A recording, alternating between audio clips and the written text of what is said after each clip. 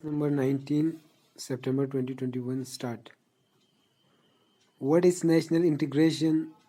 It is first and foremost emotional feeling that binds all individual citizens of this country into one of the great nations. The Indian society is essentially plural with immense diversities of language, culture, local customs, and traditions in food, dress, family life, and social intercourse and religion. It is this immense diversity that often tempts people to regard India not as a country but as a continent or a miniature world, and makes Indian life a grand, variegated mosaic of peerless beauty. This is our great inheritance, which few other countries can boast of, and we must do all we can to preserve its silent and beneficial futures. But if we have to live and grow as a nation, we must make every citizen of this country realize the basic underlying unity in all this apparent diversity, and we must also strive to eliminate or reduce to the minimum the divisive forces of communalism, regionalism, and linguism that tend to disrupt or cloud this unity. National integration may be said to have been achieved when the positive and unifying forces reign supreme in national life and the negative and divisive trends are controlled, if not totally eliminated. This is our goal. It is in this direction that we have been moving throughout our long history. It is, in a way, a long and endless journey to a great destination. As with liberty, eternal vigilance is the price that we have to pay for national integration as well. The binding together of all citizens, in spite of all their diversities, into one nation has to be attempted in several directions.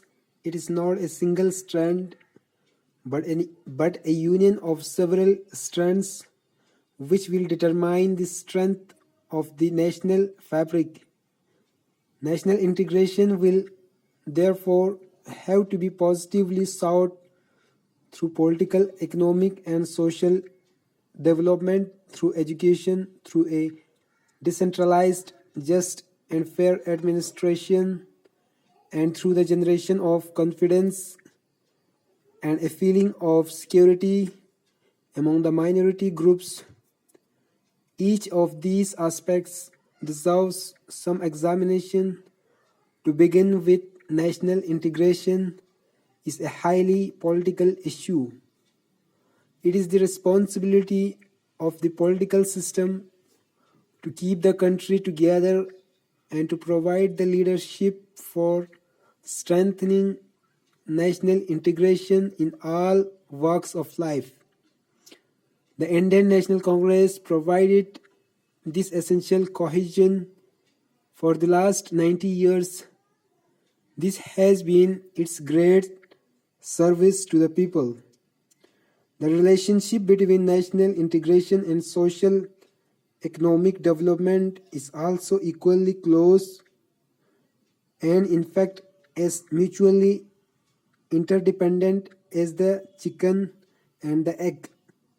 National integration, which is needed for the very survival of a nation, is a precondition for development, because India must live before India can grow.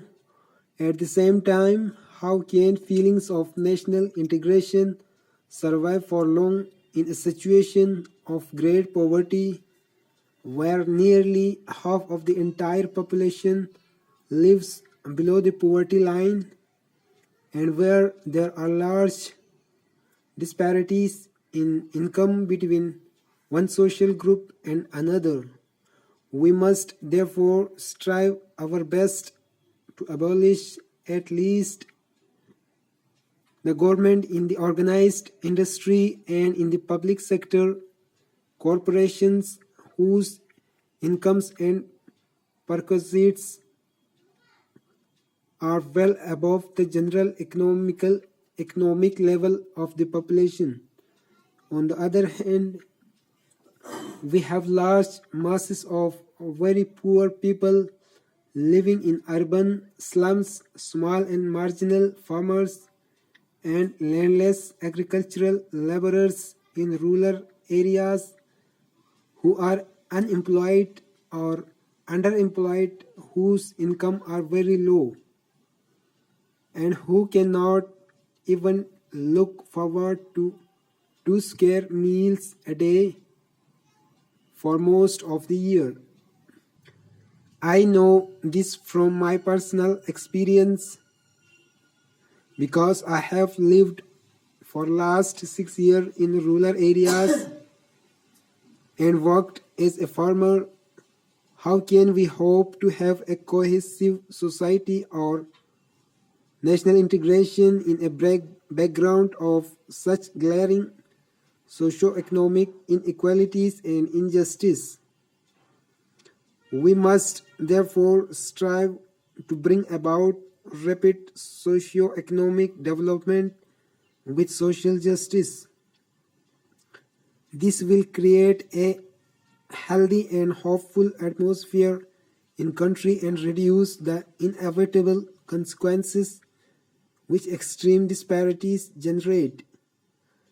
Greater and more rapid socio-economic development will follow. It is this golden cycle we must try to establish, the creation of conditions in which every citizen may be effectively involved in the administrative processes is yet another aspect of national integration. We must endeavor to reorient the administration so that the services are democratized and made more responsive to the needs and aspirations of the common man. It's also necessary to ensure that the common man is assured justice and fair play in all matters which affect his daily life. Even more important are the reforms which will decentralize authority from the center to the states within the constitutional framework and without in any way endangering the fundamental unity of the country. The center and the states are not big and small brothers, but joint partners in national development. Even more important is the devolution of authority and responsibility right down to the present centralized system where fewer people tend to take the basic decisions for the common man.